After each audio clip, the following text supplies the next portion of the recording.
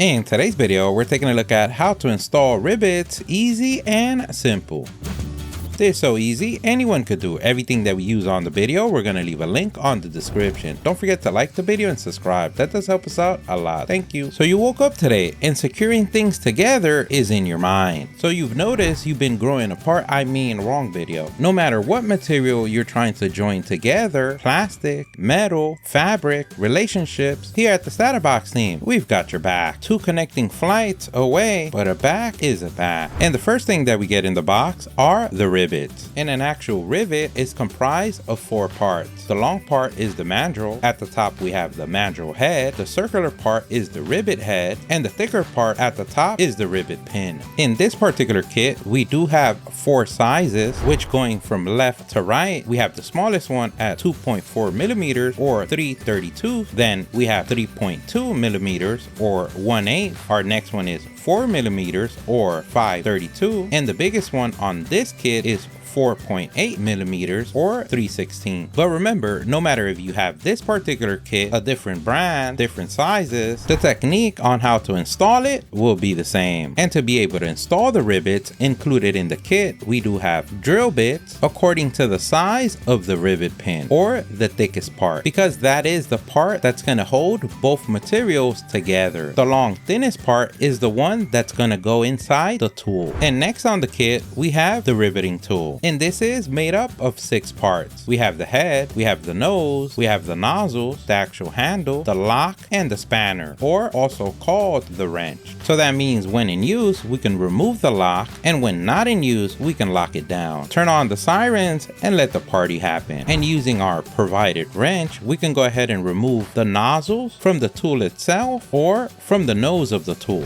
And as you can see, in this particular kit, we do have 4 sizes. Always remember the ancient technique passed down generation to generation of lefty loosey, righty tighty. And a pro tip, once you feel it tight, that's good enough. You don't want to over tighten that when removing, and you have to call the inner Hulk inside of you, meaning your loved one. Because even if you spent 3 hours trying to open the jar and you give it to your loved one, they open it in 3 seconds. You say thank you, but you think I did 99% of the work. I love you. In some tools like this one, you do have to press down the tool handle together so the rivet mandrel pusher can give you space to place the new nozzle. So as you can see, the nozzles have a hexagon 6-sided shape, and this is so you can remove or tighten with a wrench, some pliers, or the provided spanner. In this particular case, they come in 4 sizes that starting from the right to left are 4.8 millimeters or 3/16,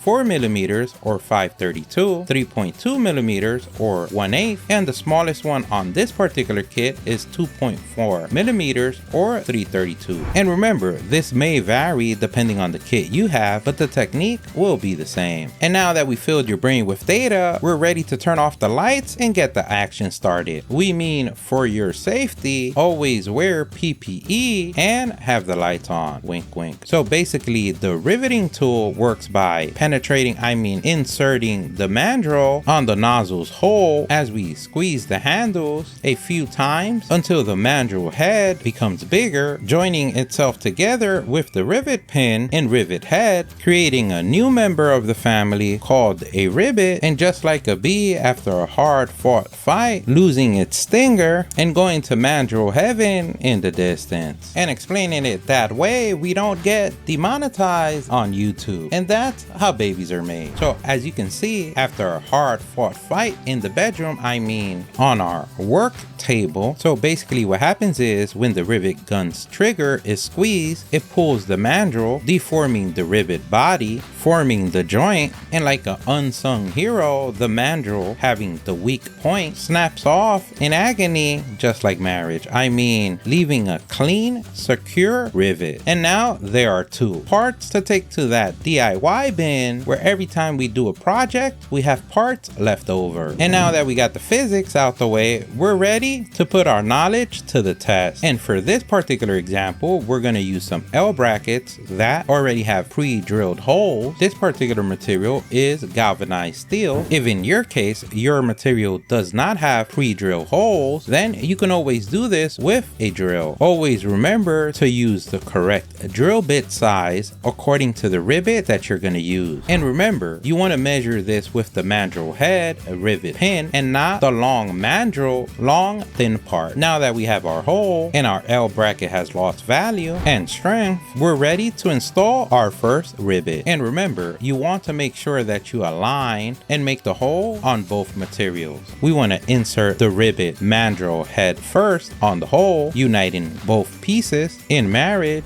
As you can see from a bottom angle, we can see the mandrel head and rivet pin, which is the one that's going to expand and join both pieces together. If we go back to the top, this is where we are going to take our riveting tool and insert our mandrel pin on the nozzle of our tool. Once we have it flat and aligned and leveled, and we have our two joining materials in the final position where you want it to be permanently, we start squeezing the trigger. With this particular tool and rivet, after 3 whole squeezes, it snaps off, creating a permanent bond of love and hate, mostly love. If we take a look at from the side angle, we can see as the mandrel head expands, creating the joint, and the mandrel's journey comes to an end. So if we take a look at from a bottom angle, we can see the procedure of extracting the truth from the victim. I mean, this is how hotel guests have a good time. And now you've done it. You broke 2 good working L brackets, but you did it. You can pat yourself on the back for a job well done. Now in your town, when they call the riveting team, you're there. We're proud of you, Grasshopper. Don't forget, if you liked the video, please give us a thumbs up. That really helps. If you have any questions, place them in the comment section below. Either someone on the StatUpBox team or someone on the YouTube community can help you out with an answer. Don't forget to subscribe, follow us on social media. Thank you for watching, and here's a link to our latest video.